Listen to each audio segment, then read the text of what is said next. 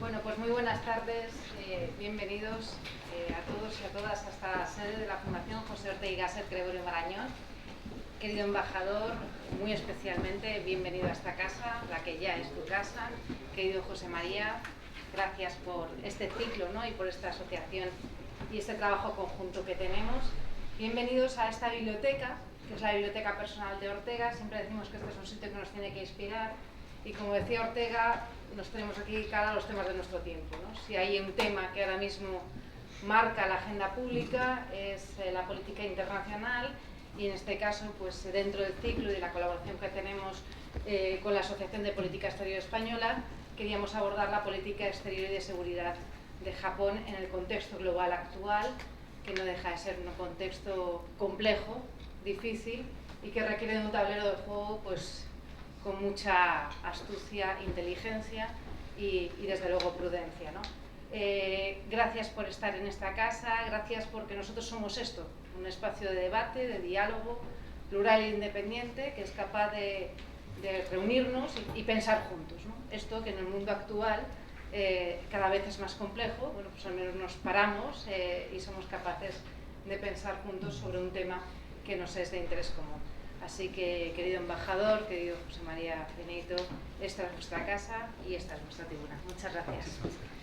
Pues muchísimas gracias, Lucía. Muchas gracias a la Fundación Ortega Marañón, que reúne verdaderamente estos dos nombres tan simbólicos de la cultura española.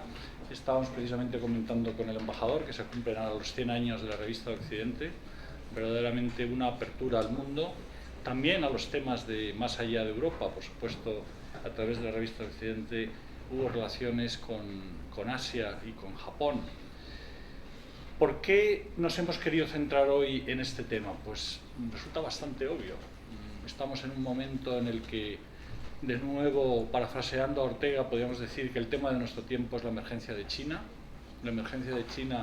a poder global, el desafío que significa China en estos momentos, y nadie más cualificado para entender ese desafío que sus vecinos próximos además, que tienen esta larga historia de relación, inicialmente de una enorme influencia cultural por parte de China en Japón, posteriormente una relación a lo largo de los años que ha tenido momentos de conflicto, momentos de tensión y también momentos de acuerdo. Pues para hablarnos de todo esto pensamos que la persona más indicada, el embajador Takahiro Nakamae. Quiero darle la bienvenida de una manera muy cordial. El embajador, desde el primer momento que le sugerimos esta conferencia y posteriormente coloquio, aceptó muy amablemente. Va a hablar de la política exterior y de seguridad de Japón en el entorno global en el que nos movemos. Quiero disculparme por si ha habido un pequeño malentendido respecto a la hora de inicio. Les hemos hecho esperar a algunos de ustedes durante más de lo que nos hubiera gustado, pero en fin, a veces estas cosas ocurren. Esta serie de conferencias, como ha indicado Lucía, es el resultado de una colaboración que tenemos ya desde hace bastante tiempo con la Fundación Ortega Marañón por parte de la Sección de Política Exterior Española. Hemos tenido varias conferencias, todas ellas muy interesantes, y espero que esta también sea de su interés. El embajador Nakamae, muy brevemente, desde muy pronto se ha dedicado a los temas hispanoamericanos. Verdaderamente tiene una especialización en América Latina. Estuvo en México, primero como miembro de la embajada, secretario, consejero, y también como embajador, en Argentina, en Brasil, luego fue director general de Asuntos para América Latina en el Ministerio y llegó a España procedente de su embajada en Argentina. Por lo tanto, un profundo conocedor del mundo hispánico. De nuevo, embajador, muchísimas gracias y tiene la palabra. Muchas gracias, doctor Benito. Señoras y señores, muy buenas tardes. Me llena la alegría de poder estar con ustedes en este Fundación Ortega Marañón, que es la sede de la historia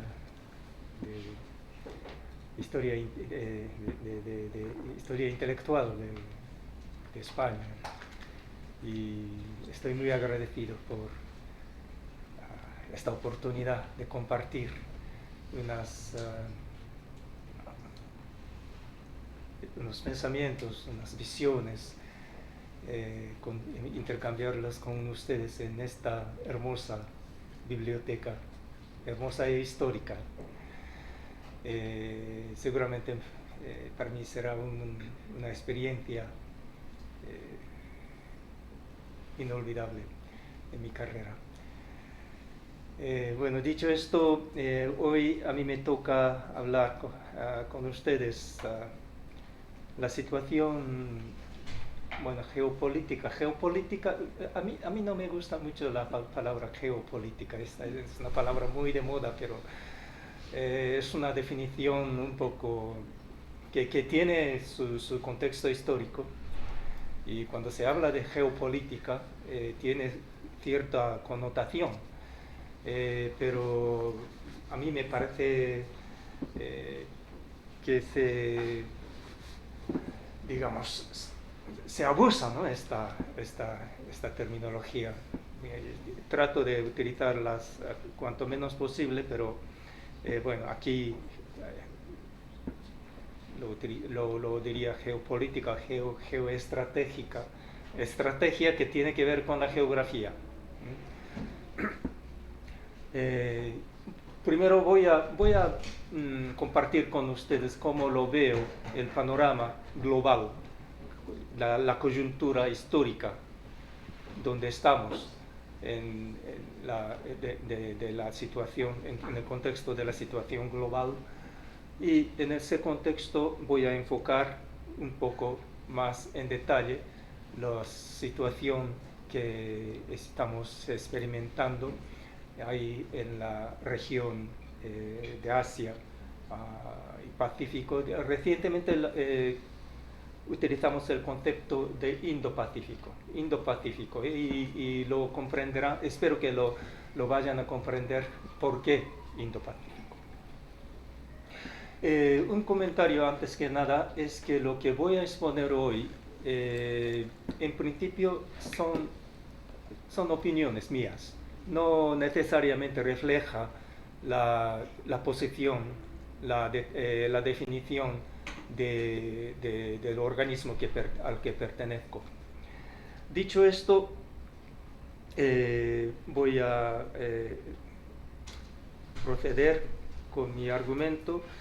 Primero, a ver si puedo manejar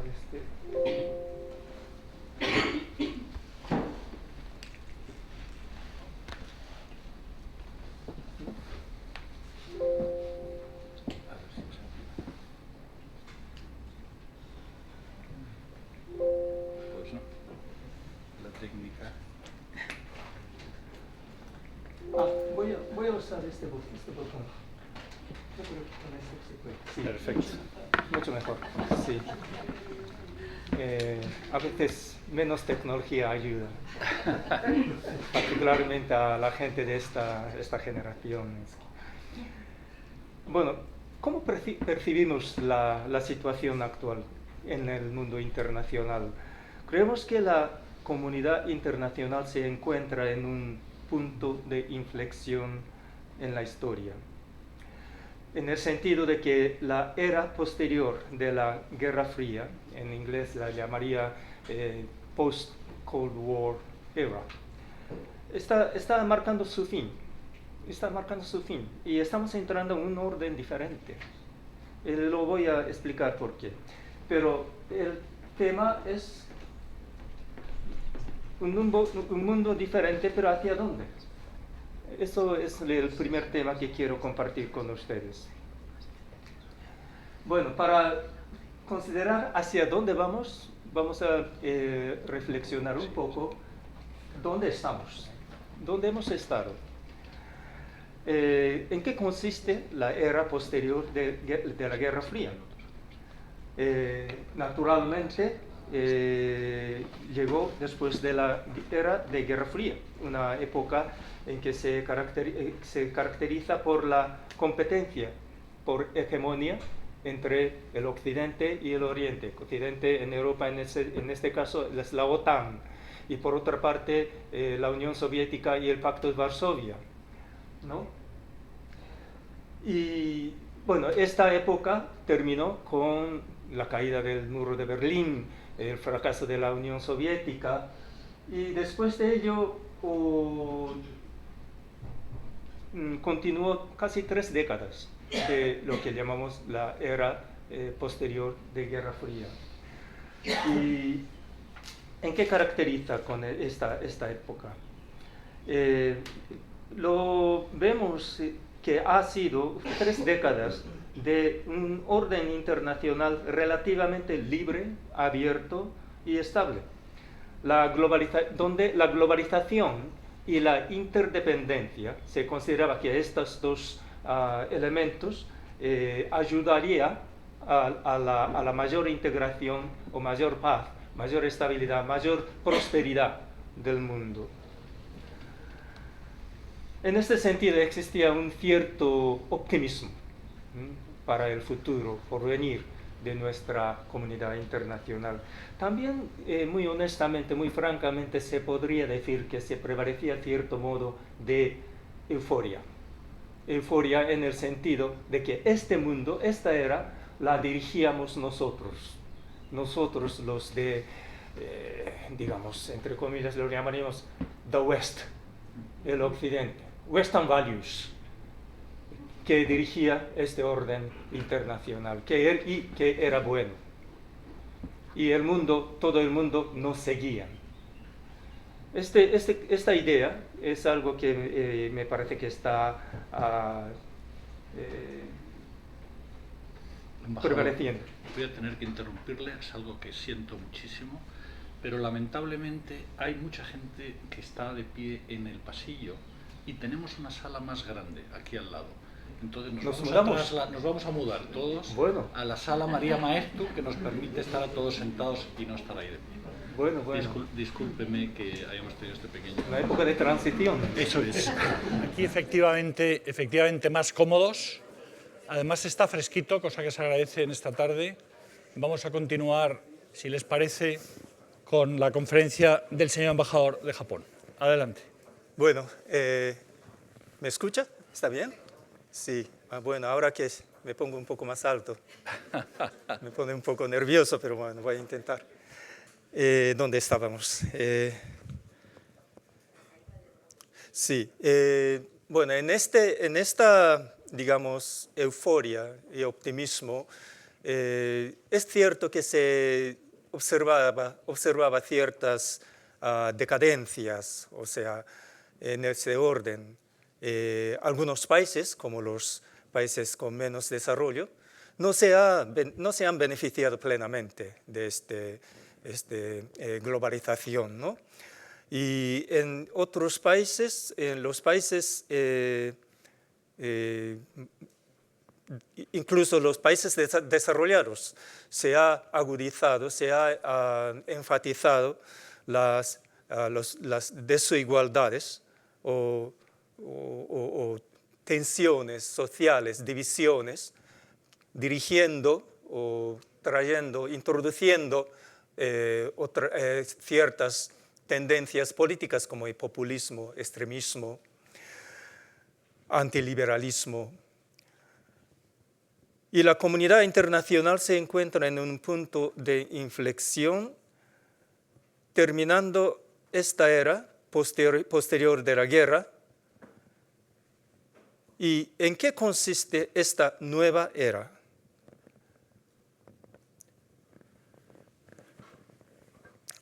Yo propondría 5 elementos. La agresión de Rusia a Ucrania, una mayor presencia de los países emergentes, reconstrucción de la gobernanza global, mayor complejidad de la situación de seguridad regional, seguridad económica y otros nuevos desafíos.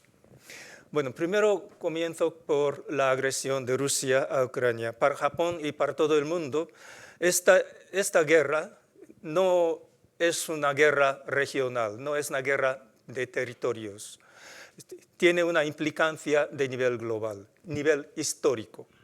Lo voy a explicar por qué. Porque lo que está ocurriendo allí es un miembro permanente del Consejo de Seguridad de las Naciones Unidas abiertamente está pisoteando los principios de la comunidad internacional, como el respeto a la soberanía, la integridad territorial, la prohibición general del uso de la fuerza. Esto sacude los cimientos mismos del orden internacional existente. Y no hablo de los valores del Occidente y tal, de cierto grupo de los países, sino ese es el orden. Recordemos que durante casi 80 años después de la Segunda Guerra Mundial hemos podido mantener relativa paz, sin una guerra, gran guerra.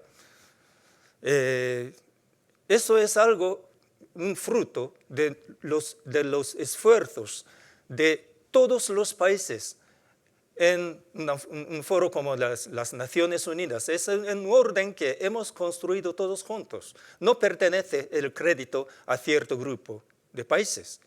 Y este orden, este acuerdo, de cierto acuerdo de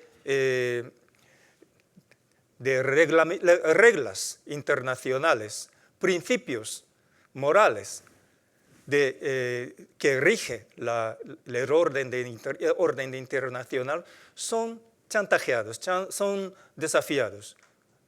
Nada menos por un país permanente, miembro permanente del Consejo de Seguridad. Recordemos que en el sistema de Naciones Unidas, este orden depende mucho de la integridad jurídica de estos 5 países que tienen un poder excepcional. Rusia amenaza con utilizar las armas nucleares. No se han utilizado armas nucleares en 79 años después de la Segunda Guerra Mundial. Como único país bombardeado con armas atómicas en la guerra, Japón tiene una gran responsabilidad en apelar a ello. Además, Rusia está explotando tecnologías emergentes de ciberataques, la difusión de desinformación, atacando civiles, registrando masacres a los civiles y ataques contra centrales nucleares. Por eso, la consecuencia de lo que está ocurriendo en Ucrania sí o sí va a tener una implicancia, una influencia, da una lección histórica para el futuro de nuestra comunidad internacional. Eso es lo que pensamos. Segundo, la mayor presencia de los países emergentes en la comunidad internacional, el ascenso de China, por supuesto, y otros países, no es solo China, los países emergentes, ha provocado un cambio de equilibrio de poder en la comunidad internacional. El poder se está trasladando de los convencionales países llamados industrializados, desarrollados, a los países emergentes.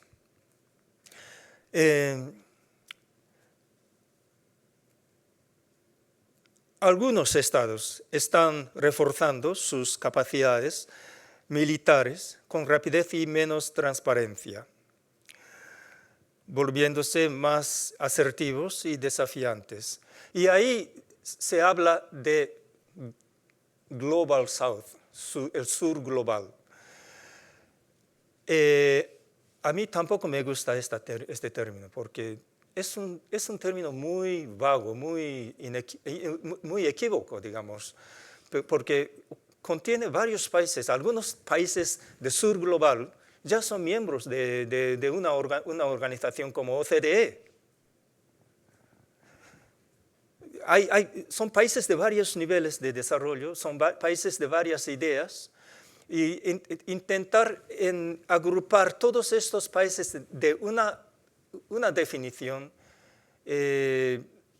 no ayuda muchísimo para definir las situaciones de internación. Pero esta es una opinión personal. Mi ministerio también utiliza esta palabra, sí, la reconozco, pero a mí me cuesta un poco explicar la situación con este término. Y en este contexto, tercer punto, los estados compiten por la influencia internacional a través de aumento de su fuerza nacional y para lograr sus propios intereses nacionales. En respuesta a esta situación, el Consejo de Seguridad de la ONU no funciona eficazmente hoy día. Y es cada vez más difícil encontrar una posición conjunta. La tendencia, digamos, centrífuga se está fortaleciendo y están reemplazando el espíritu de cooperación en la comunidad internacional. El cuarto punto, mayor complejidad de la situación de la seguridad regional, la voy a extender más tarde. Y el quinto punto, seguridad económica y otros nuevos desafíos. El concepto de seguridad se está ampliando. Y para abarcar la garantía de las cadenas de suministro de materias como semiconductores y tierras raras, el fomento y la protección de tecnologías críticas y emergentes, ciberseguridad y lucha contra la desinformación. Entonces, quiero decir que el concepto de seguridad está ampliando y afectando a todas partes de la vida de la sociedad.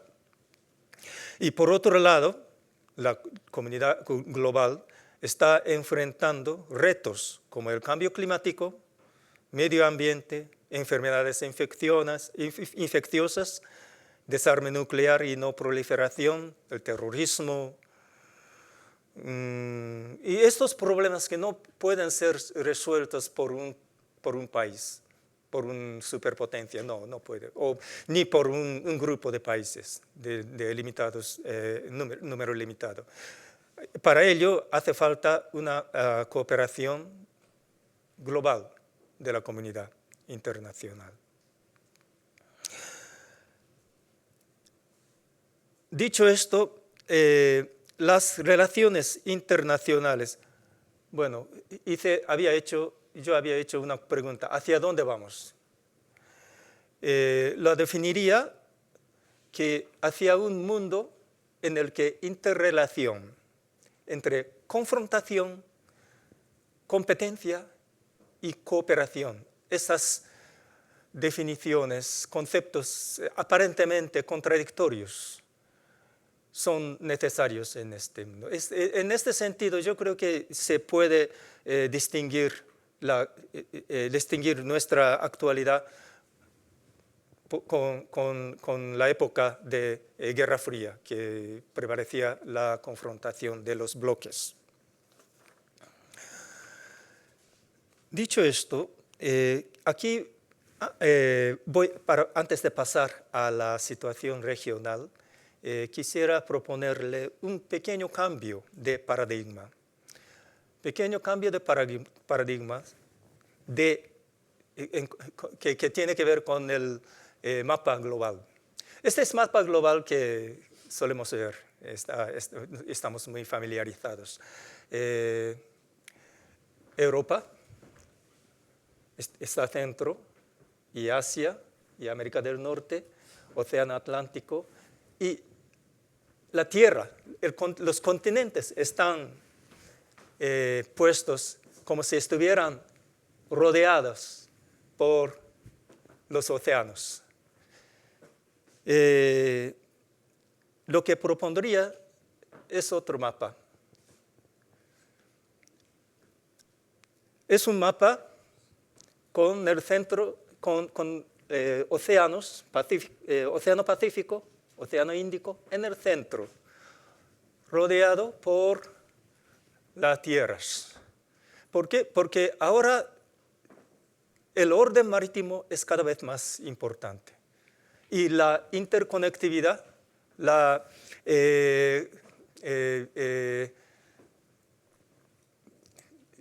la interconectividad de regiones es cada vez más importante. Por eso, en ese sentido,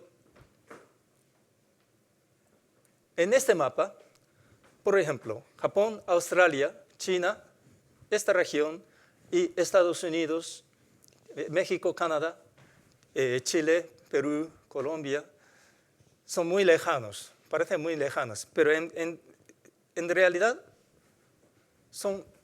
está en el misma cuenca. Y esto lo incluye los países como India y los países del costa del este de África inclusive. El orden internacional, orden de la región de esta dimensión es algo que llama cada vez más atención globalmente. Bueno, dicho esto, voy a enfocarme a esta región.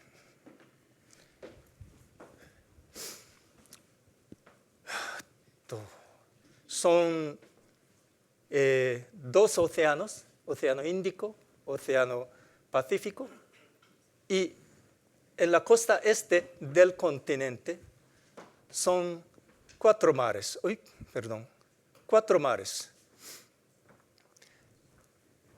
Mar de China Meridional, Mar de China Oriental, Mar de Japón y Mar de Ojotsk.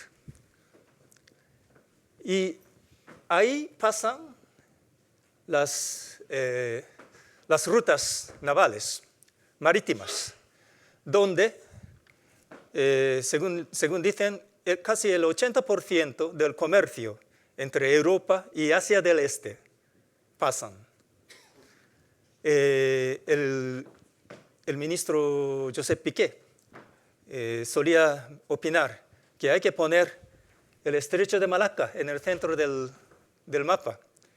Y está muy correcto que aquí pasa casi 80% del comercio entre Europa, el mundo occidental y el mundo de Asia. Para Japón, que no produce petróleo, importa 100% del petróleo, depende por 90% del petróleo de Medio Oriente. Pasa toda la energía por ahí, energía petrolera por ahí. Bien. Voy a explicar poco a poco qué es lo que está pasando en estos mares, 4 mares, y cuál es la implicancia para nuestra seguridad, nuestra diplomacia. Mar de China Meridional. Mar de China Meridional. Aquí está la estrecha de Malaca y rodeado por Filipinas, Indonesia, Malasia, Vietnam y China. Lo que está ocurriendo es que es un mar que con varios países hay que regir el territorio marítimo y la zona exclusiva económica de acuerdo con, por supuesto, derecho internacional de ley. Estas líneas de color azul son las líneas puestas de acuerdo con el derecho internacional de ley, el derecho internacional del mar. China tiene una opinión un poco diferente. China ha puesto 9 líneas discontinuas, puntitos, y opina que toda el área dentro de eso pertenece a su país. Entonces, por supuesto, hay un conflicto con otros países que reclaman su propio interés marítimo. Y aquí, aunque no aparecen en el mapa, estos puntitos son islotes, pequeñas islas. Y también tiene que ver con la soberanía territorial de estas islas, que son disputadas. Las isleñas, los islotes son de Spratlys, que tiene conflicto con Filipinas, Parcels, que tiene conflicto con Vietnam.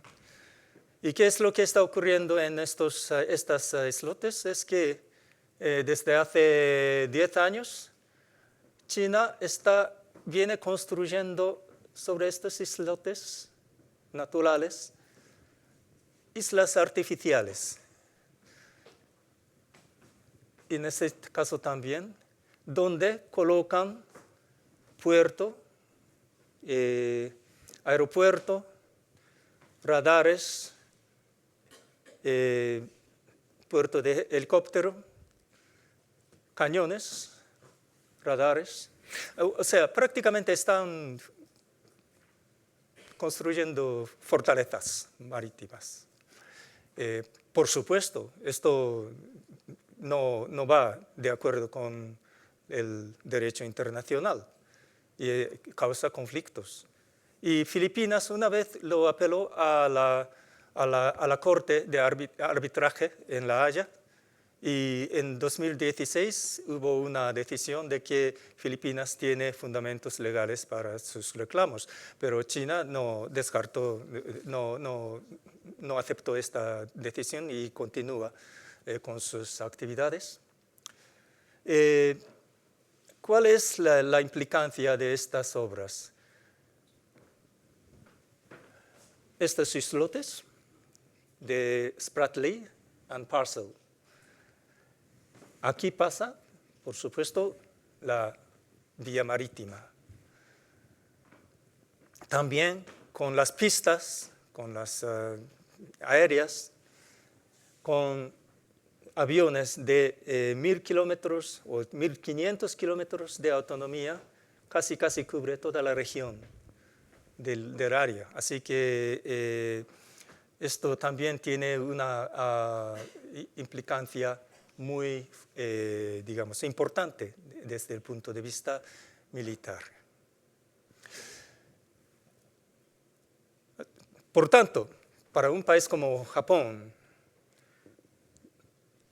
primero, se trata de la cuestión con el principio del imperio de la ley, rule of law, y también el dominio militar de cierto país en esta área marítima implica, por supuesto, nuestra seguridad económica también. Por eso estamos observando la situación con mucho interés, mucha preocupación. Esto es lo que está ocurriendo en el mar de China Meridional. Bien. Vamos a ver un poco cuál es el interés geoestratégico de China.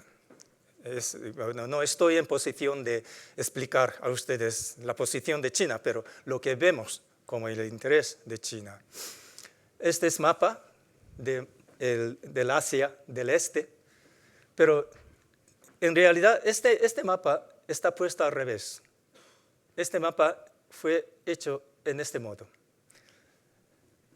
para explicar el interés, la situación geoestratégica de China. Que China tiene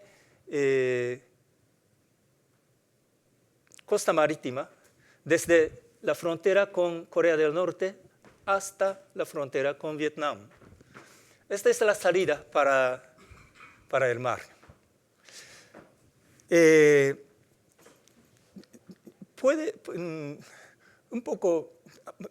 Podría causar un poco de malentendido, pero históricamente el mayor interés estratégico o mayor interés territorial de China históricamente había sido terrestre. La diplomacia y la guerra por su mayor parte se desarrollaba en las fronteras con los países vecinos en el interior. Pero yo creo que podríamos decir que desde el siglo XX China está aumentando su interés en los intereses en los marítimos y aumentando sus fuerzas marítimas. Y para que China salga al mar de China meridional, mar de China oriental, mar de Japón, para salir al Pacífico, es que son estas islas. Son las islas que cubren, tapan su acceso al Océano Pacífico. Entonces, se explica que tienen conceptos de dos líneas estratégicas. Lo llaman island chain, cadena isleña. First island chain y second island chain. Estos conceptos se explica que China tiene la estrategia de mantener la influencia, digamos, superioridad dentro de la primera línea, primera cadena, y esta cierta superioridad relativa dentro de esta segunda línea, segunda cadena de islas. Y la estrategia con estas líneas se le llama A2AD, Anti-Access Area Denial, o sea que con estas líneas se pretende prevenir el acceso de fuerzas exteriores y denegar el acceso a estas áreas. ¿Qué es lo que tiene? ¿Qué implicancia tiene este concepto con nosotros? Claro, estas líneas coinciden con nuestras islas, nuestro territorio. Están puestas estas líneas sobre nuestro territorio. Este indica las islas, nuestras islas se extienden hasta aquí y hasta aquí, hasta Taiwán. O sea, coincide con la cadena isleña y hasta aquí, hasta Guam. Guam está aquí, ¿no? Con la base estadounidense.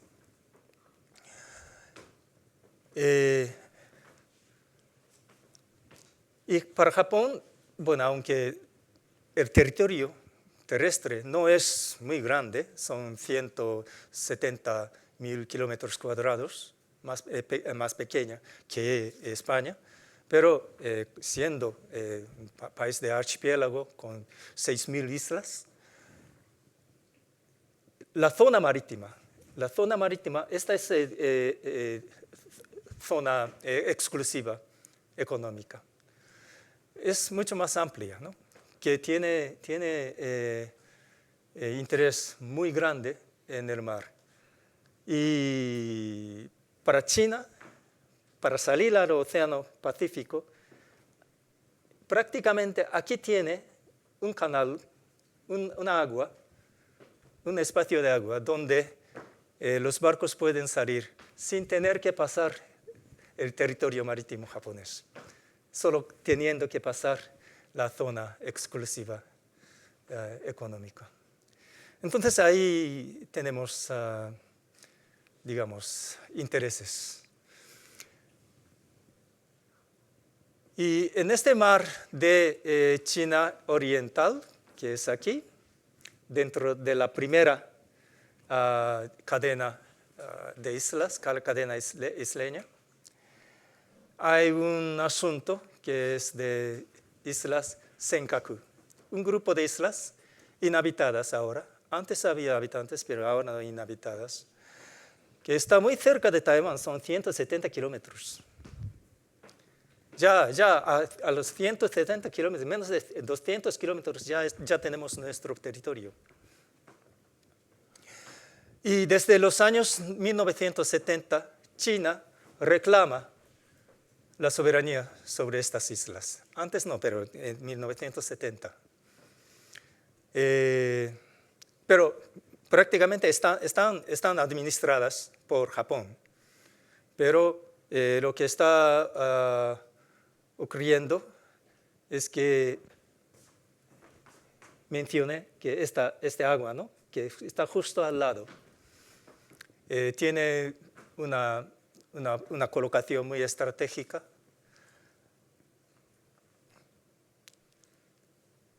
Este gráfico indica el número de los barcos extranjeros, podría decir que prácticamente son chinos, que pasan por las aguas territoriales cada mes. Son entre 6 y 16 cada mes. Los barcos chinos entran a las aguas territoriales y aguas contiguas. Son mucho más número, que son entre 80 y 120 veces al mes. Son barcos pesqueros, son barcos de guardacosta chino.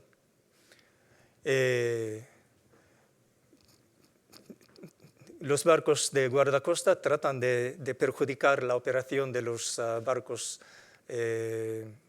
pesqueros japoneses, y ahí el guardacosta japonés se intromete para tratar de alejar los barcos así, y tratando, por supuesto, siempre evitar el escalamiento de tensiones en estas aguas.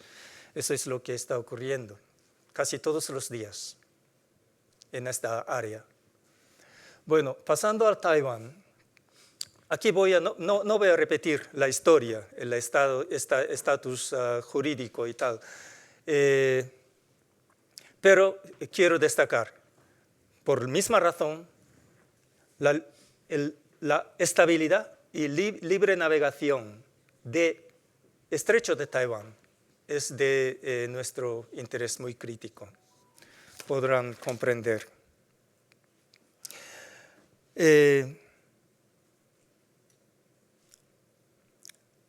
Hay una conciencia creciente en Japón de que si ocurre algo en Taiwán, Japón no podría quedarse ajeno de esta situación.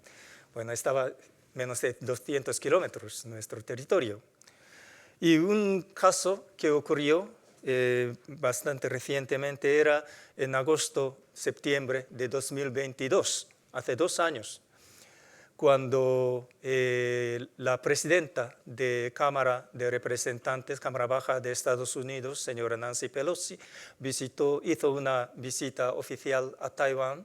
China efectuó un simulacro militar alrededor de la isla de Taiwán como una contramedida.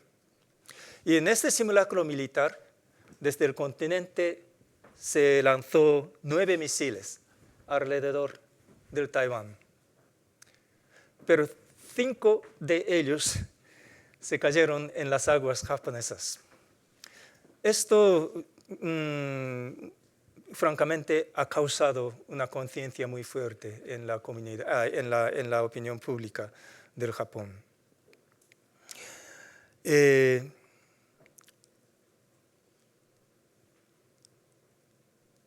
Frente a esta situación, está en cuestión cómo debe conceptuarse la política estratégica en las relaciones con China.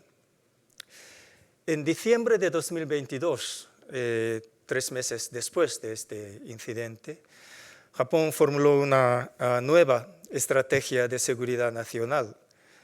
En ella definía que las actividades externas y militares de China constituyen un desafío estratégico de mayor escala sin precedente. Ha sido bastante tajante en cuanto a la definición de China. Pero, por otra parte, como mencionábamos antes, es la confrontación, conflictos, pero por otra parte necesitamos cooperaciones. Esto se refleja también en las relaciones bilaterales. China es la segunda economía del mundo, por supuesto, y para Japón es el mayor socio comercial. No es posible una disociación o desacoplamiento con China. Son más de 30.000 establecimientos de las empresas japonesas operando en China, creando millones de empleos directos y indirectos. Así que económicamente ambos países están muy dependientes mutuamente. Entonces el escalamiento del conflicto no es de interés de ninguna parte. Eso lo sabemos. Japón y China tienen una gran responsabilidad ante la comunidad internacional, tanto económicamente como en la seguridad regional, por supuesto. Por tanto, la política de Japón consiste en continuar dialogando al tiempo que insistir en lo que es necesario, incluyendo estos asuntos, e instar a que China actúe de acuerdo con su responsabilidad. También debemos cooperar de forma adecuada para hacer frente a los retos comunes globales y cumplir juntos con nuestras responsabilidades. Esta es la doctrina que tenemos en cuanto a las relaciones con China. Es complicado, pero estamos muy conscientes de que hay que manejarlo bien.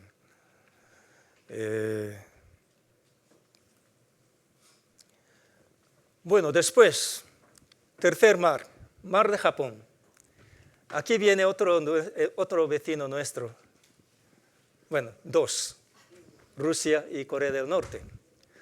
Para Rusia, históricamente, la geoestrategia de Rusia ha sido conseguir un puerto que no se congela durante el invierno. Eso era su estrategia desde siglos pasados.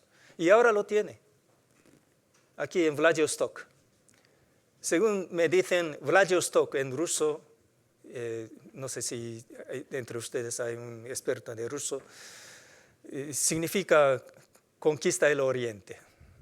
Así que para Rusia es un lugar muy importante estratégicamente y tiene un puerto naval muy importante. Pero para que los barcos rusos salgan de este puerto al Océano Pacífico, también tienen que pasar los estrechos entre las islas japonesas. Bueno, aquí un pequeño comentario. Estas islas son de territorio japonés, pero son ocupados desde 1945 por Unión Soviética y ahora Rusia. Vinimos negociando por 6 décadas la devolución de estas islas, pero como consecuencia de la sanción económica que impusimos a causa de la guerra en Ucrania, Rusia unilateralmente suspendió esta negociación. Ahora, así está la situación. Bueno, el cuarto mar, aquí, mar de Okhotsk, es el mar del norte. Nunca he estado ahí, pero dicen que se queda congelado durante el invierno. Y la zona alrededor es apenas poblados. Pero para Rusia es muy importante porque aquí están, según dicen, 2 submarinos nucleares. Y en la estrategia nuclear entre Estados Unidos y Rusia, submarinos nucleares con misiles balísticos con cabeza de armas nucleares es la último que se puede esperar a sobrevivir en esta supuesta guerra nuclear entre los dos países. Última medida para Rusia de contraatacar a Estados Unidos, según dicen. Entonces, la existencia de submarinos nucleares aquí en esta región, este mar, es muy importante, muy importante. Y podría imaginar, no voy a hablar por Rusia, pero se puede imaginar la importancia estratégica de estas islas para Rusia. Pero es una consideración estratégica de ellos, pero es nuestro. Es nuestra posición, es así estamos discutiendo. Bueno, así es la situación de los mares del norte. Este gráfico implica el número de despegues emergentes de fuerzas aéreas japonesas. Implica que cada vez que hay una intrusión desde fuera de aviones no bien identificados, hay despegues de fuerza aérea japonesa naturalmente. Durante la época de Guerra Fría hubo bastante, casi todos eran de la Unión Soviética, pero con el fin de Guerra Fría se ha disminuido, pero con el cambio del siglo se volvió a incrementar. Y esta parte de color azul son de aviones rusos, la causa del despegue, ¿no? Este amarillo son a causa de aviones chinos. Así que son dos aviones que vuelan cerca de nuestro territorio. ¿Cómo? Estas líneas indican las rutas más frecuentes de aviones rusos y chinos. El rojo es de chinos, amarillos son de Rusia. Mire la importancia de esta zona para Rusia y esta zona para China. Rusia y China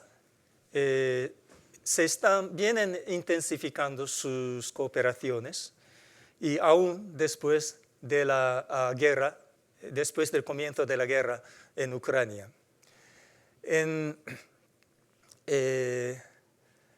En octubre de 2021, como ve en esta foto, son 5 barcos chinos y 5 barcos rusos. Formaron una escuadra conjunta e hicieron una gira alrededor de nuestro territorio. Aún después de la guerra, Ucrania continúa sus simulacros conjuntos disparando cañones en el mar del Japón. La cooperación, la alianza ruso-chino está intensificando en estos mares. Bueno, brevemente sobre Corea del Norte. Son 2 a 3 líderes que son, y se sabe mucho de sus intentos de armas nucleares y de misiles. El número de lanzamiento de misiles. Por ejemplo, el anterior, Kim Jong-il, durante su época de 1994 a 2011, fueron 16 misiles lanzados. El actual, en estos 11 años, son 176 misiles ya lanzados. Algunos, la mayoría se caen en el mar de Japón. Aquí se lanzan por aquí y se caen por ahí. Algunos pasaron el territorio japonés y cayeron en el océano japonés.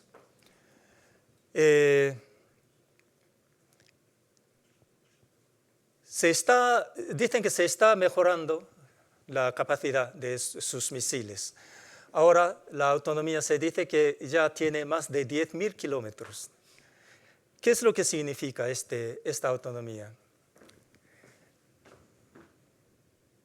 Bueno, ahora ya se habla de misiles con 15.000 kilómetros de autonomía, que cubre casi todo el mundo menos Sudamérica.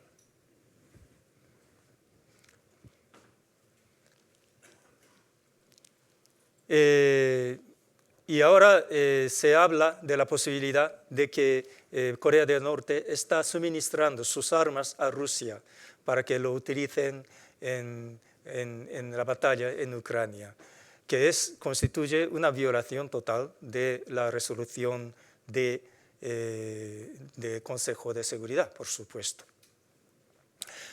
Hablando de Corea del Norte, hace tiempo que el Consejo de Seguridad, por la resolución del Consejo de Seguridad, impone sanciones económicas, sanciones a Corea del Norte. Diferente que a sanciones a Ucrania, que es de países voluntarios, no es de Consejo de Seguridad. Esta sanción a Corea del Norte es legal, es de Consejo de Seguridad, es obligatorio legalmente. Pero ahora está abiertamente hablando del comercio de armas entre Corea del Norte y Rusia. También en ese sentido, el miembro permanente del Consejo de Seguridad está violando, pisoteando el orden jurídico de las Naciones Unidas.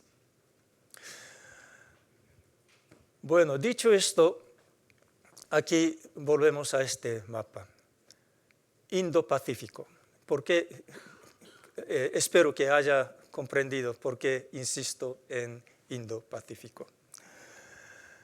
Y el concepto que nosotros planteamos es Indo-Pacífico libre y abierto. Hace 8 años que izamos la bandera de este concepto. El orden marítimo libre y abierto como bien común global. Es un común global, es nuestra posición. Pero esta posición no es solo de Japón. Después de planteamiento nuestro en 2016, Estados Unidos, Australia, países de Asia, ASEAN, inclusive países de Europa y la Unión Europea también han planteado su estrategia con este concepto. Así que el concepto, la conciencia de importancia de este concepto está cada vez más compartido.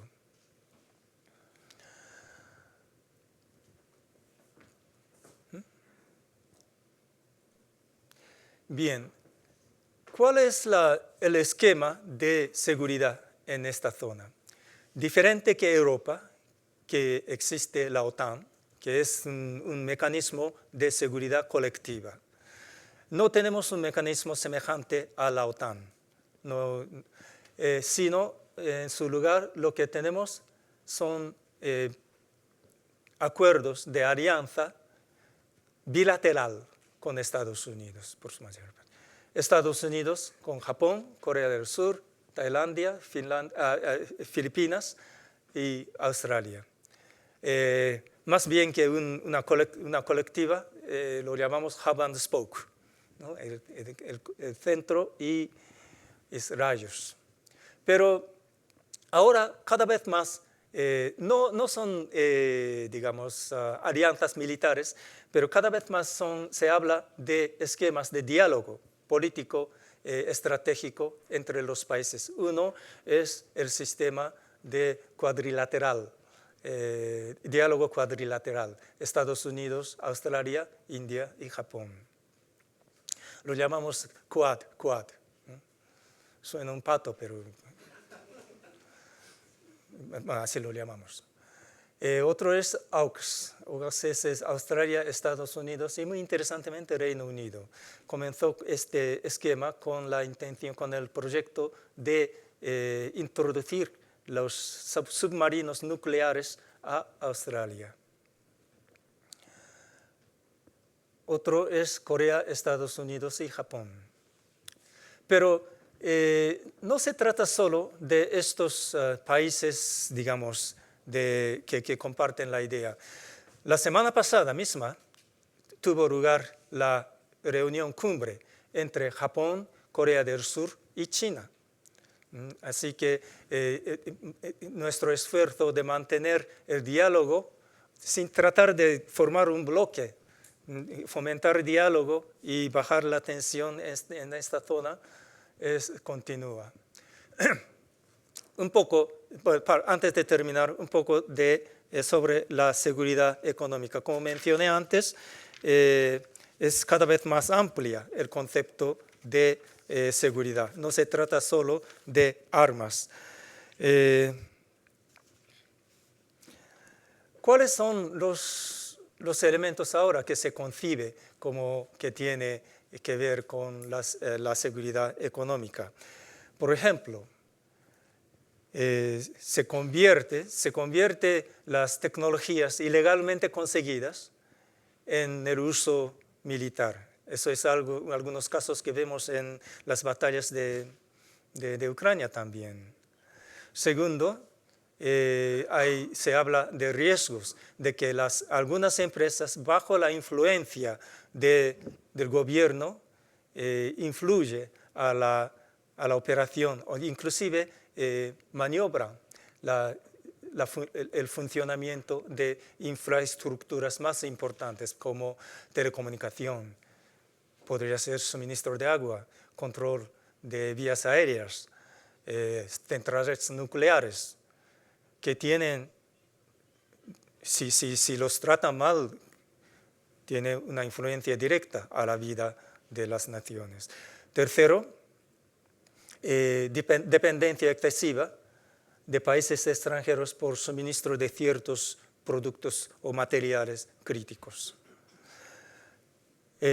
Cuarto, uso de influencia en la cadena de suministro o dependencia o de dominio del mercado como una palanca para conseguir los intereses, satisfacer los intereses políticos. Estos son los elementos que se considera como ejemplo de que necesita el concepto de economía, de seguridad de economía.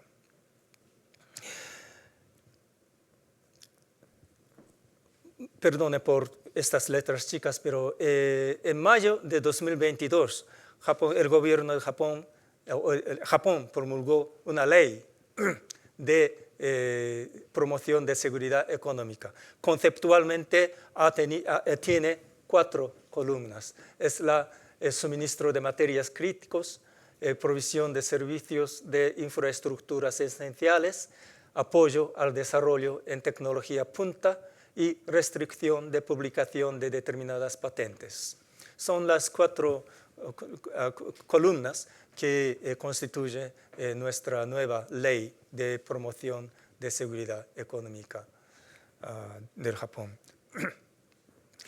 En otras palabras, minimizar en lo posible la dependencia de suministro a determinados, limitados números de países y por otra parte tratar de mantener la, superioridad y dependencia a nosotros de tecnologías. Esta es la estrategia base de nuestra estrategia. Bueno, dicho esto, yo creo que debo terminar por aquí. Y he hablado demasiado, perdón.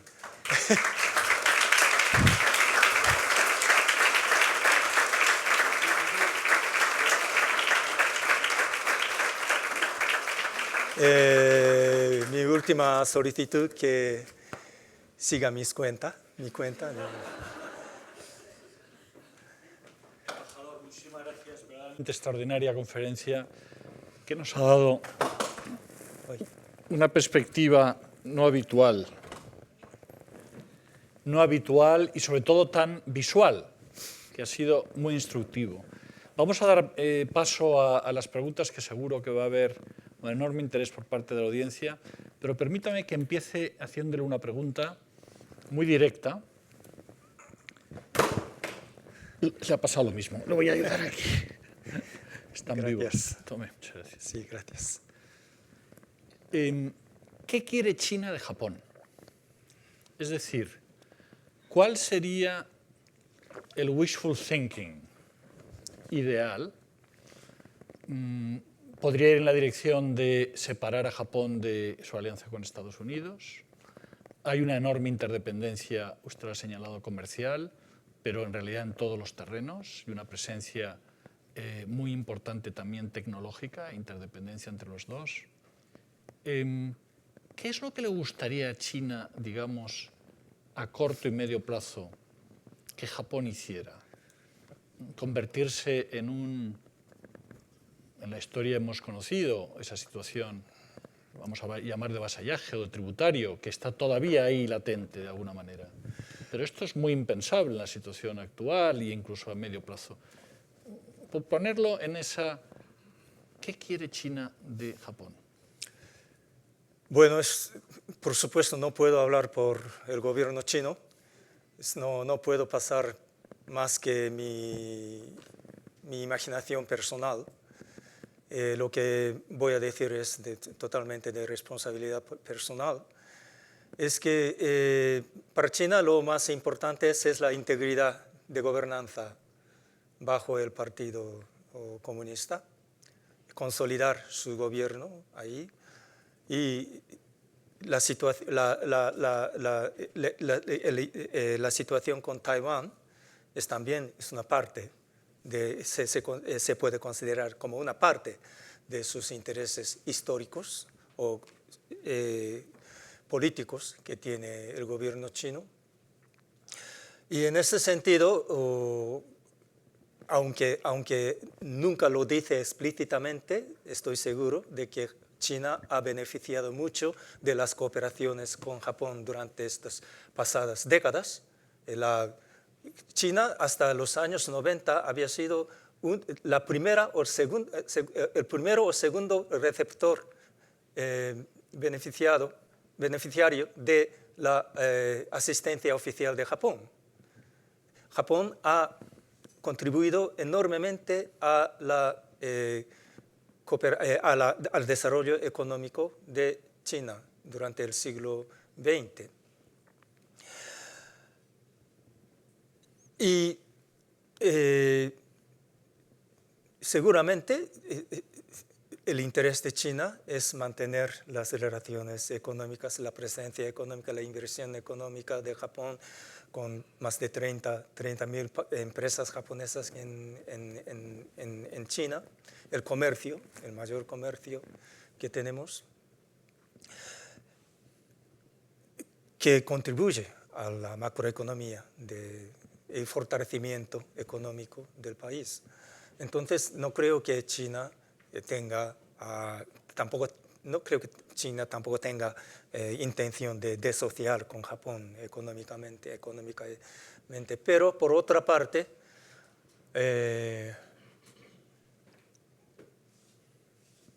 también es de cierto interés o beneficio de China mantener cierto sentido de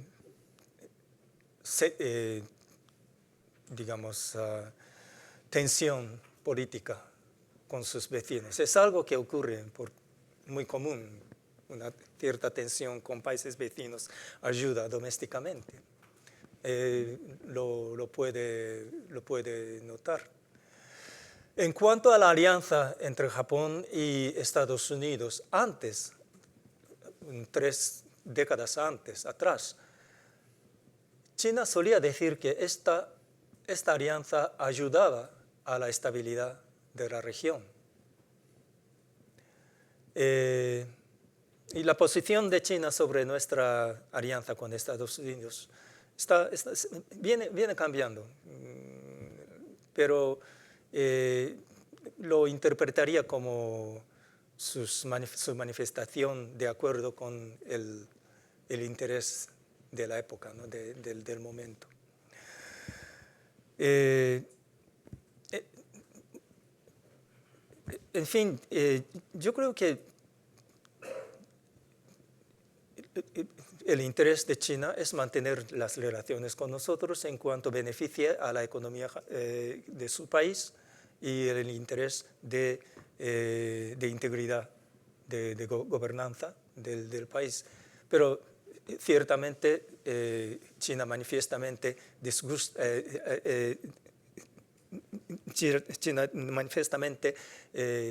manifiestamente dice que no le gusta la posición nuestra en cuanto a Taiwán.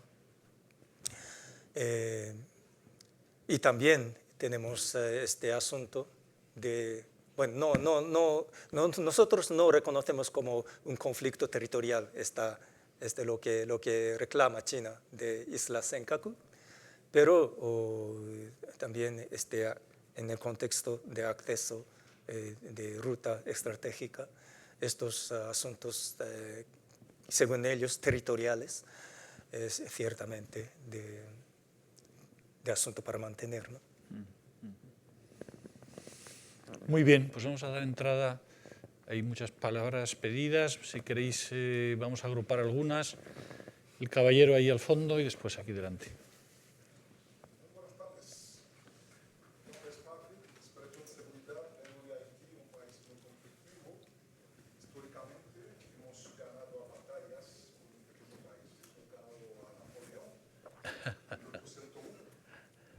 Hemos hecho llorar a Napoleón, un pequeño país de 28.750 kilómetros cuadrados.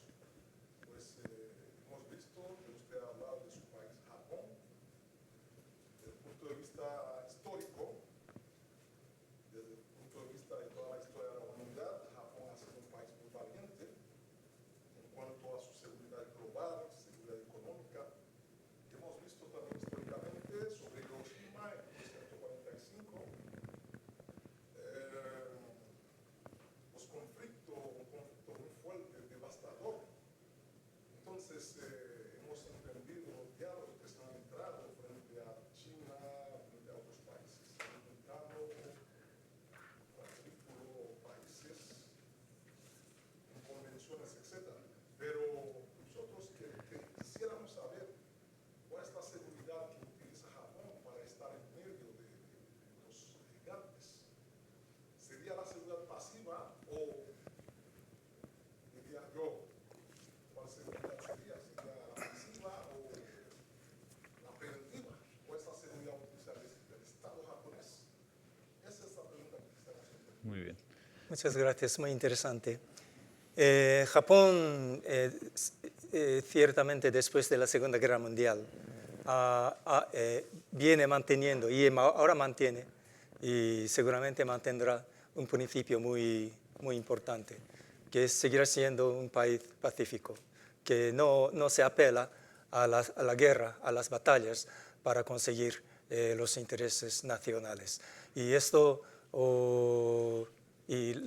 nuestra política exterior tiene el principio de pegarse a las medidas pacíficas. Y las fuerzas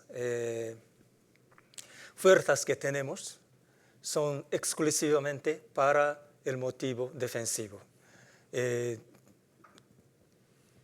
Tanto en el sentido de principio como en el equipamiento. Nos limitamos voluntariamente nuestra capacidad de armas para no tener la capacidad estratégica de atacar a los otros países. Así que nos limitamos a poseer las armas exclusivamente defensivas para defender nuestro territorio y seguridad. Pero con un comentario adicional. Como consecuencia de estos acontecimientos en Taiwán y tal, Japón ha definido nueva estrategia de seguridad nacional hace un año y medio. Y ahí son dos definiciones muy importantes. Uno es, se permite, esta nueva estrategia fue definida en diciembre de 2022. Dos definiciones importantes que marcan un hito. Permite la posesión de la capacidad de contraataque. O sea, con estas capacidades de los países vecinos de atacar a nuestros territorios, nuestra soberanía con sus armas que vuelan, con restricciones muy rígidas, con ciertas condiciones muy rígidas previamente definidas, se considera la posibilidad de atacar, por ejemplo, la base de misiles, que ya está a punto de lanzar sus misiles hacia nosotros. Eso da razón, ¿no? Este tipo de argumento se está desarrollando. Segunda definición es que hasta el año 2027 se aumentaría el gasto de defensa del nivel convencional equivalente de 1% del Producto Nacional a 2% del Producto Nacional. Así que se está aumentando la capacidad de defensa en este sentido. Así que no sé si estoy correctamente respondiendo a su pregunta, pero conceptualmente mantenemos nuestro principio de mantenernos un país pacífico, no apelar a las fuerzas para conseguir nuestros intereses y para tratar estos asuntos que nos acercan, tratar de manejarlos sin escalamiento de tensiones. Esa es la causa de todos nuestros esfuerzos. Pero por otra parte, con ciertos razonamientos y con ciertos motivos de puramente asegurar nuestra propia seguridad, se está cambiando de nivel de medidas, se está cambiando a ciertas maneras. Muchas gracias. Sí, vamos, si le parece, embajador, a tomar algunas palabras, porque si no se nos va a alargar mucho. Por favor. Una pregunta. ¿Qué espera Japón de España?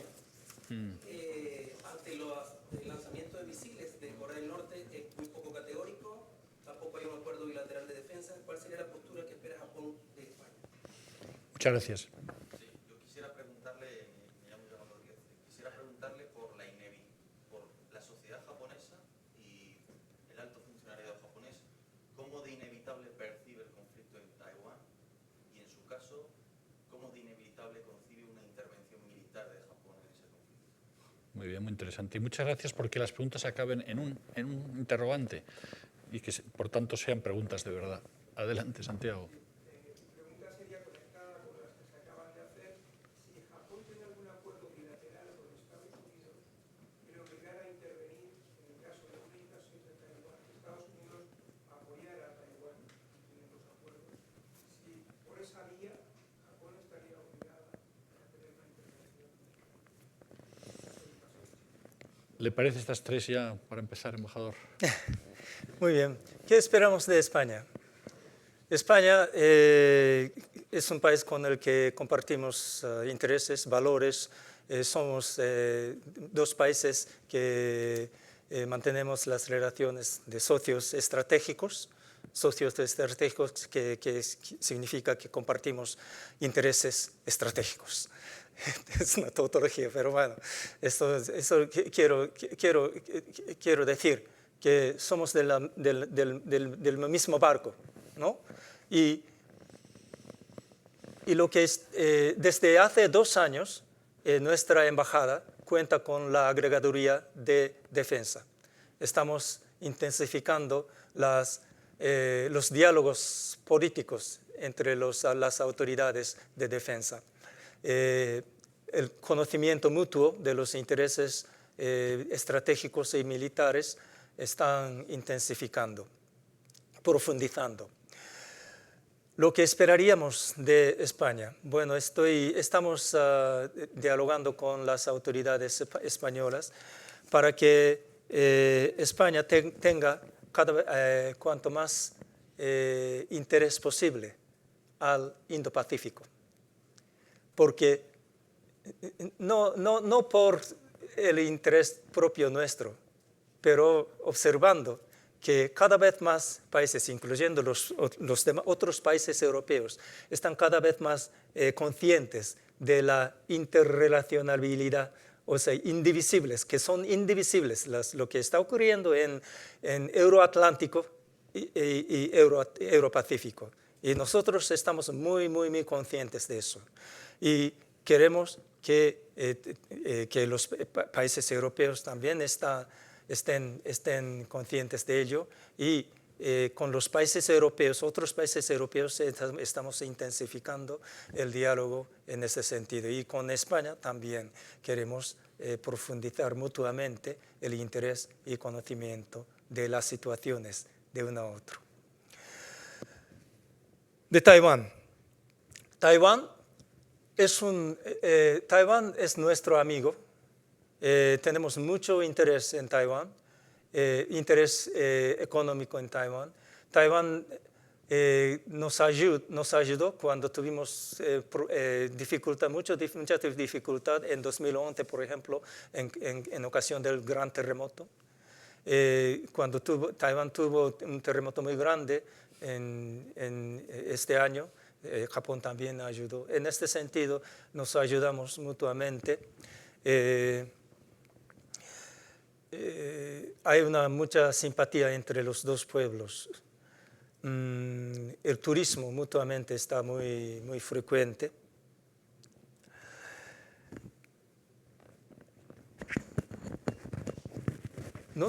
Si consideramos inevitabilidad de conflicto en Taiwán, no podría decir definitivamente, pero sabemos que el gobierno de China, el gobierno de Beijing, manifiesta su intención de unificar Taiwán y no descarta el uso de fuerzas por este motivo. Estamos muy bien conscientes de eso, y tenemos, como mencioné antes, tenemos mucho interés en la estabilidad y la libre navegación del estrecho de Taiwán.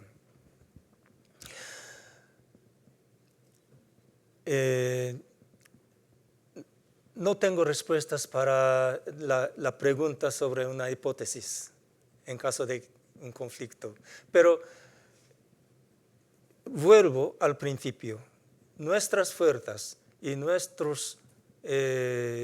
nuestra política de defensa es exclusivamente para defensa, para nuestra propia defensa.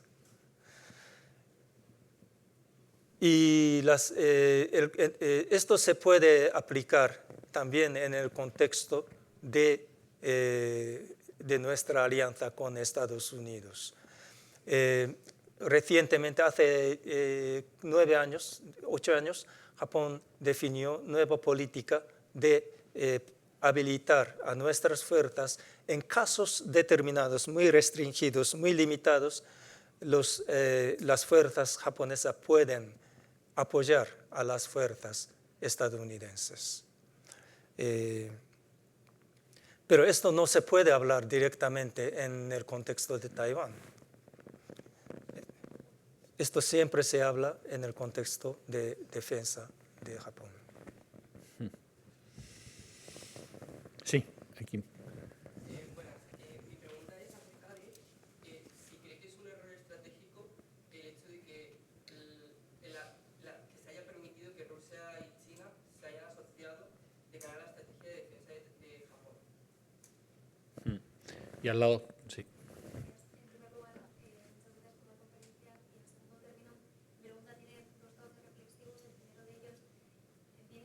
Perdóneme, no.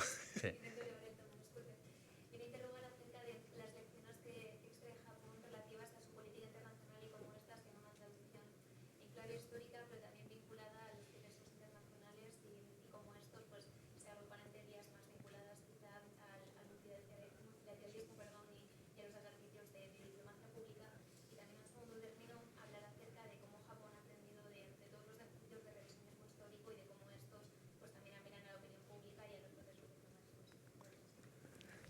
Wow. Y quizá una tercera y así. Sí, por favor. Bueno, lo primero, muchísimas gracias. Mi pregunta está enfocada en cuanto a cómo se ha desarrollado la transformación, pero en términos tecnológicos, de la industria militar y armamentística de Japón.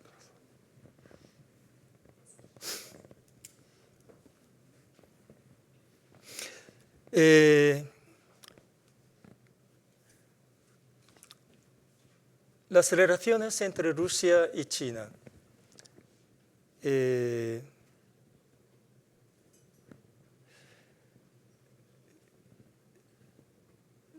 No sé si se lo podría calificar como un error o como un resultado de nuestra propia opción alternativa estratégica. No sé si es una consecuencia de ella. En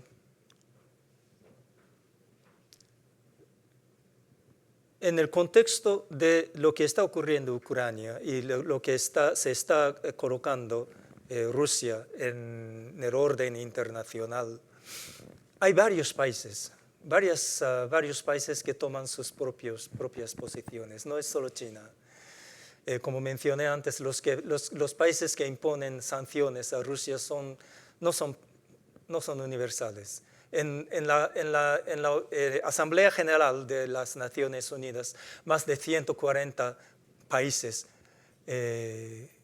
condenó la invasión de Rusia a Ucrania, pero más allá, la posición es diferente. Hay varias discusiones sobre la justificación de Rusia en Ucrania, pero nuestra posición es que no se trata de, digamos, tomar partido de un campamento a otro campamento, sino nosotros, por lo menos Japón, opinamos de la integridad jurídica, de integridad del principio de orden internacional, porque si no volveríamos al mundo del siglo XIX, donde prevalecía el imperio del poder. Ahora, por lo menos, aunque sea muy poco perfecto, muy lejos de la perfección, hemos hecho mucho esfuerzo para que prevalezca el imperio de la ley en la comunidad internacional. Y estoy seguro de que estos 80 años hemos hecho cierto avance en ese sentido.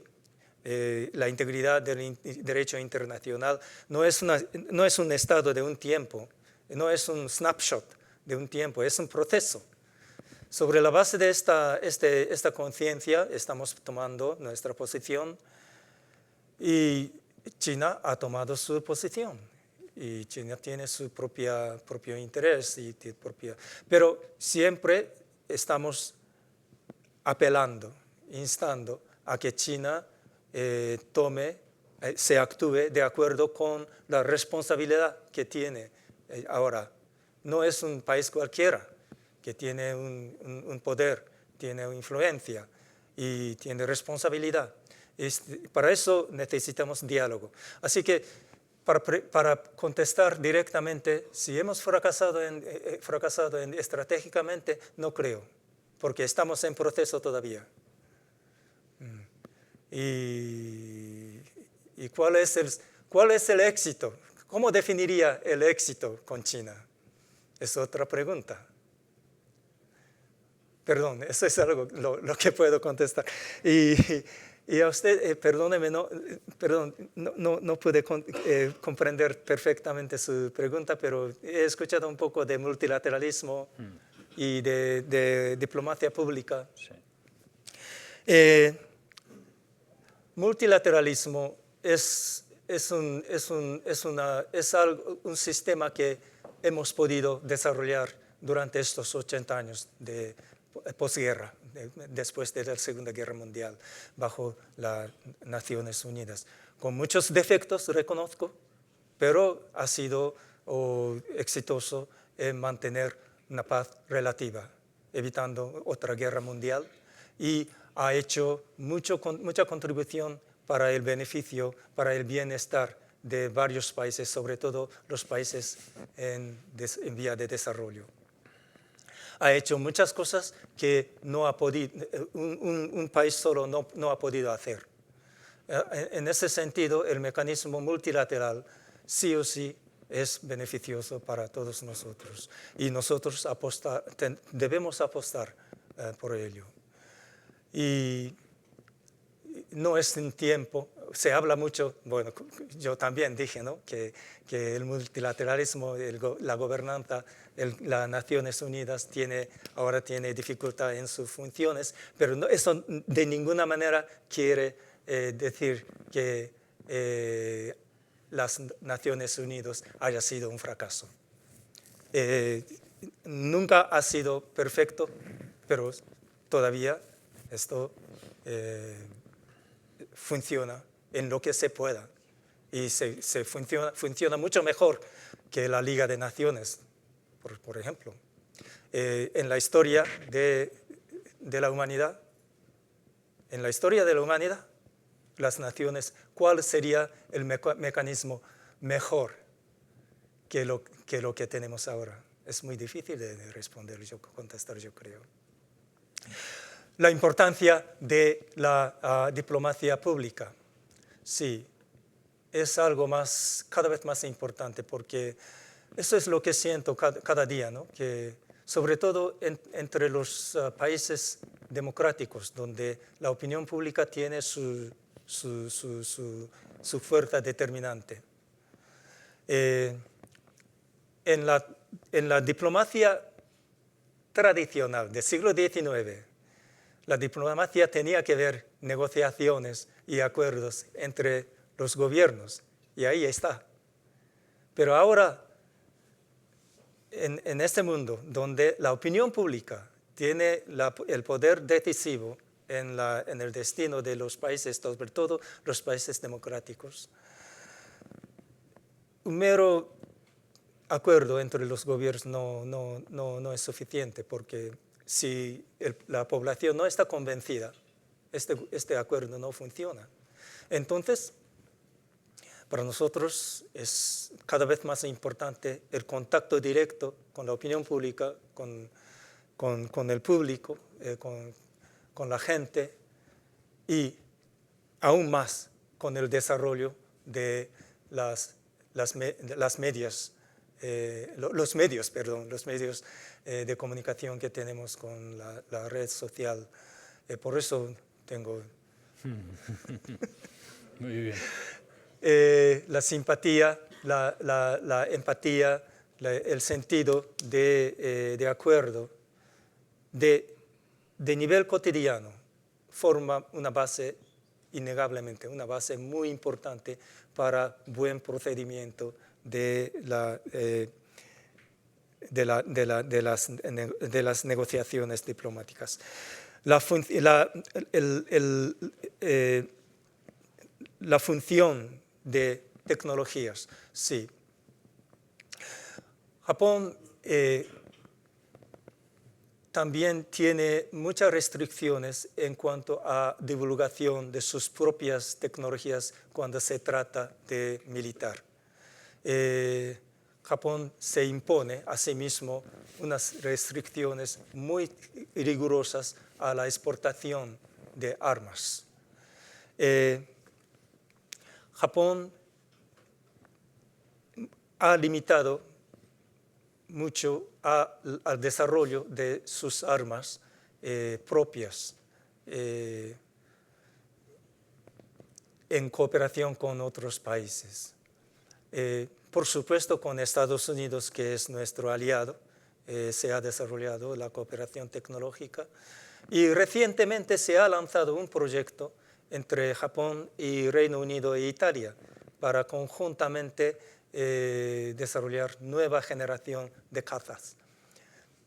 En este contexto sí también se habla de la necesidad, porque para desarrollar un equipamiento como este, sí o sí necesita una escala de mercado. Si no, comercialmente no se prevalece. Entonces se siente la necesidad de, digamos,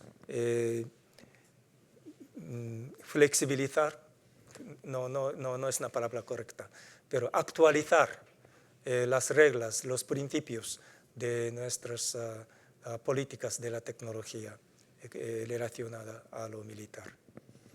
Muy bien, vamos a tener que ir acabando. Hay todavía 3 preguntas que rogaría fuesen breves ahí al fondo y luego aquí 2. No vamos a poder ya atender más, lo siento, porque se nos va la hora. Adelante.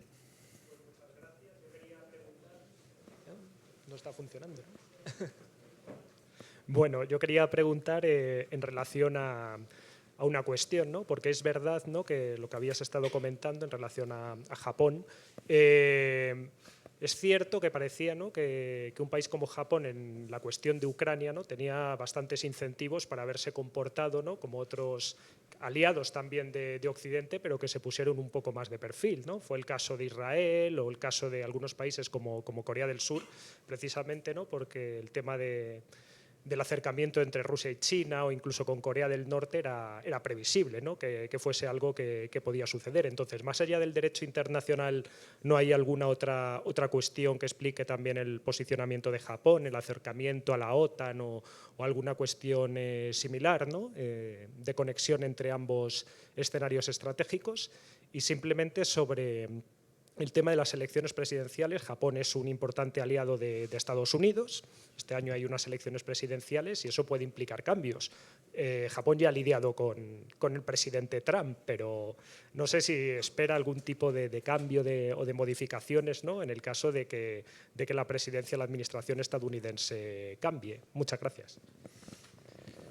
Y aquí delante, en la segunda fila, 2 preguntas. Muchísimas gracias por su detallada exposición y por compartirla con nosotros. Japón es una potencia espacial, es autónoma en acceso al espacio, tiene una agencia espacial muy importante, es autónoma también en satélites de comunicaciones, en satélites de observación, en satélites científicos, y España recientemente ha creado su agencia espacial. Una forma de incrementar la cooperación, que es una de las labores que nos ha dicho que tiene sobre la mesa, le pregunto si sería ese campo, porque hasta el momento las relaciones en ese ámbito son muy estrechas porque tiene una serie de limitaciones para que empresas no japonesas puedan actuar. Mi pregunta es si espera, confía en incrementar la cooperación entre la Agencia Espacial Japonesa, la JAXA, la Agencia Espacial Española y la industria japonesa y la industria espacial española. Muchas gracias. Carlos Uriarte, sí. Después de escuchar al embajador, creo que España, Japón o Europa y Japón cada vez se parecen más. Ha destacado mucho el asunto del soft power, que nosotros desarrollamos mucho en España, en la Unión Europea, y que ustedes desarrollan en Japón. Pero aunque nosotros en Europa vemos el pilar estratégico dentro de la seguridad, la OTAN, y luego ahora cada vez más estamos apostando por una autonomía estratégica en el marco de la Unión Europea que sea compatible con la OTAN, y ante la guerra de Ucrania y la agresión rusa a Ucrania, los europeos nos hemos, digámoslo, espabilado y despertado de esos años de bonanza económica y de no guerra, donde además le hemos pedido a Alemania que se quite complejos como los que tenía, que me parece que son similares a los que tiene Japón. ¿Cree que en este momento es un momento también de que Japón apueste por su propia autonomía estratégica, colaborando también con Estados Unidos, pero siendo también independiente de Estados Unidos, y que se quite también complejos? Esa es la primera pregunta. Y la segunda, la cooperación en materia de seguridad y defensa con la otra gran democracia asiática, que es la India, que no ha mencionado nada. Gracias. Pues acabamos quizá porque hay detrás justo un interés entre una pregunta. Bueno, mi pregunta es muy corta. Embajador, muchas gracias por la exposición. Yo quería saber si la posible entrada de Japón en el AUKUS exigiría un cambio en la Constitución o con la Constitución tal y como está, sin necesidad de cambiar ningún artículo, se pueden ingresar en el AUKUS. Y si considera que la ampliación del AUKUS, que parece que va a entrar Nueva Zelanda, es también positivo para la paz en la zona. Muy bien, con esto acabamos las preguntas. Perdón, ¿que hablaba de la Constitución? Japonesa, sí, sería compatible con la Constitución. Muchas gracias. Wow. Un buen menú. Sí. Con la primera pregunta, cuando hablaba de la indivisibilidad, que los asuntos de Europa, Euroatlántico e Indo-Pacífico son indivisibles, lo digo porque, repito, tiene mucho que ver con la integridad del derecho internacional, de integridad del orden internacional. El destino de Ucrania, Japón no tiene nada para opinar. A qué región debe pertenecer, a qué país, o cuál sería la línea de frontera. Eso es algo que los propios ucranianos tienen que definir. Pero el interés que tenemos Japón en la situación en Ucrania es lo siguiente, es que se trata de un principio de que no se puede alterar, no se puede cambiar el status quo por fuerza, de una manera unilateral. Esto es lo más fundamental y eso es algo que el destino de este principio tiene mucha implicancia para el futuro y no se limita solo a la región europea. Esto tiene que ver con mucho con la disciplina o con la integridad jurídica en el Asia también. Por eso, las elecciones de Estados Unidos. Japón ha mantenido siempre las relaciones de alianza con Estados Unidos, indiferentemente del gobierno de Estados Unidos. Sabemos, no cabe duda, de que la alianza con Japón es una política de Estado para Estados Unidos.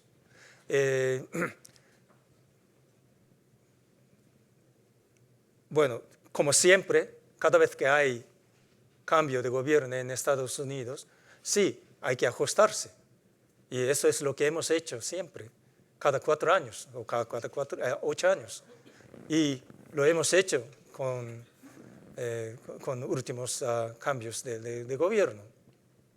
Pero por otra parte, lo fundamento sigue igual. En ese sentido, con cierto sentido de trabajo, pero no nos cabe duda en cuanto a la estabilidad de relaciones con Estados Unidos, la importancia de ellas.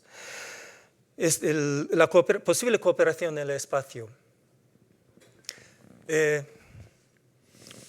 Sí, como usted acaba de mencionar correctamente, que el desarrollo espacial de Japón es bastante autónomo, pero por otra parte, ciertamente se está desarrollando cooperaciones.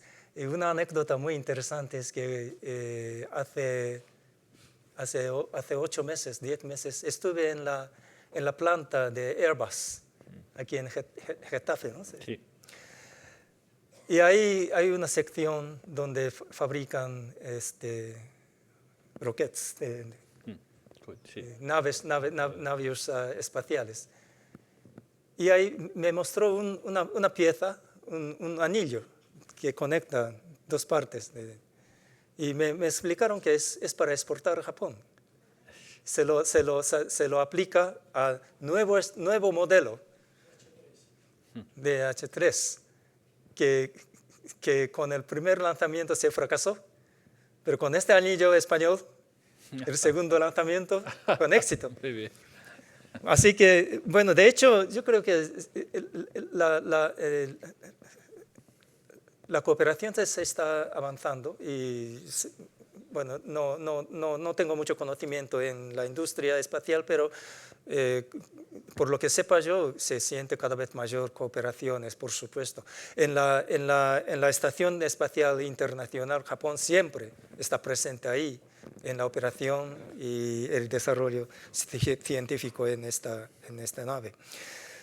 Así que con España, no sé, no tengo una receta para futura cooperación, pero siempre hay voluntad con los países con tecnología. Así que en términos generales lo veo con mucha expectativa. No sé si entendí bien la pregunta que usted ha hecho, pero si me permite, usted preguntó sobre India. India, sí. Bueno, hice dos preguntas, una sobre la cooperación militar de defensa con India y otra sobre Mayor autonomía estratégica. la mayor autonomía estratégica de Japón, también respecto a Estados Unidos, y ese cierto complejo que tiene Japón, como a lo mejor lo tiene Europa, también Alemania. Y en una situación como la actual, de tanta convulsión en el mundo, hay que quitarse complejos, sobre todo los que creemos y apostamos por la democracia. Reconozcamos que Estados Unidos es el poder mundial y en la historia de humanidad siempre ha habido potencias y la comunidad internacional se ha formado, se ha funcionado de acuerdo con ello. Japón hace 80 años hizo una guerra con Estados Unidos, fue vencido, fue ocupado durante 7 años, había perdido soberanía por ocupación de Estados Unidos. Tenemos nuestra historia con Estados Unidos. Pero después de ello, Estados Unidos y Japón han sido alianzas muy fuertes, mutuamente beneficiosos y muy positivos. No creo que en la opinión pública la absoluta mayoría de la población apoya, sostiene la alianza y las relaciones con Estados Unidos. Tenemos contextos históricos, pero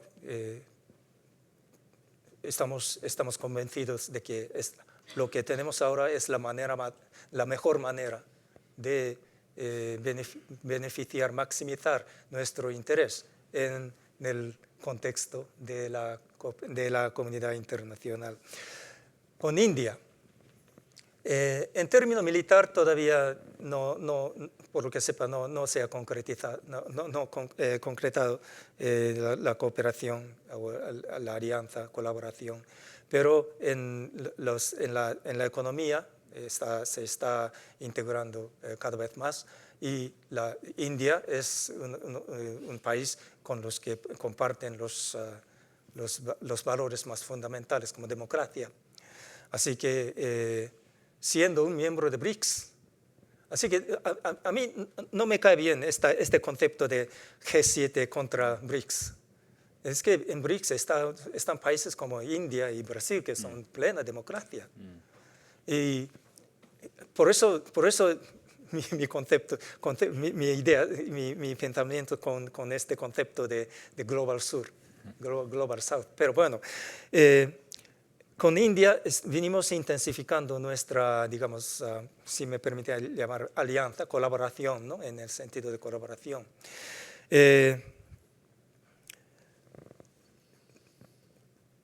Y lo vemos muy beneficioso. Pero en cuanto a lo militar, tengo entendido que hay diálogos, pero de la política, ¿no? De la política estratégica.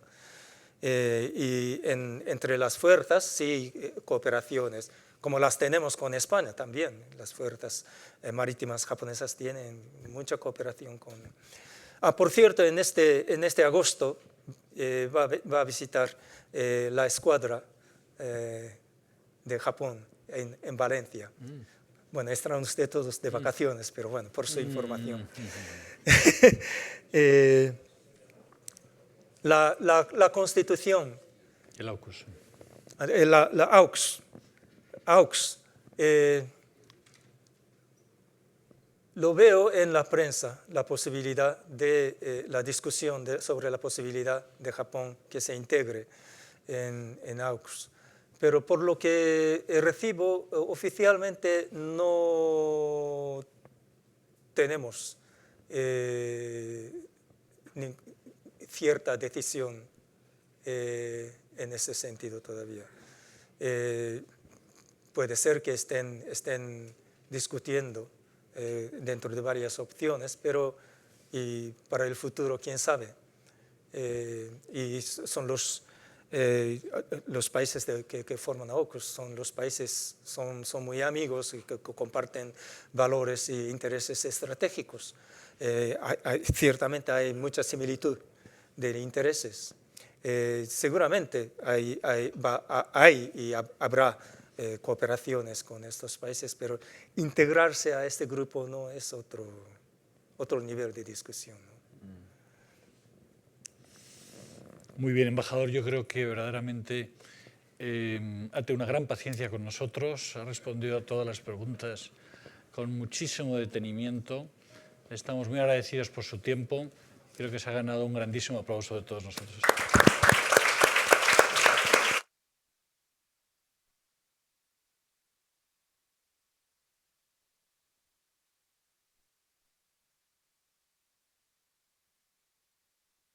Muchas gracias. Gracias. Para mí ha sido es un gran placer y gran aprendizaje para mí también. Muchas gracias. Se lo agradezco.